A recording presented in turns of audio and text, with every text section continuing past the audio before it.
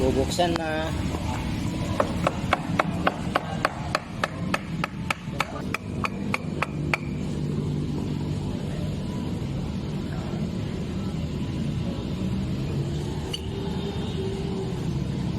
Yun. Ilalagay lang yung lock dyan guys.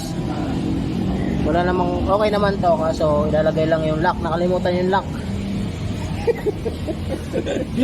Nakalimutan yung lock ng bearing guys. Dun sa loob, ayun o, dalawang tornilyo guys. Ayan o, yung lock dito, dalawang tornilyo guys. Kakabit na natin. Nakalimutan lang. Kasi pag hindi mo ilalagay yon, halog to. Halog to guys. Aral, lagi mag-double check. Oo.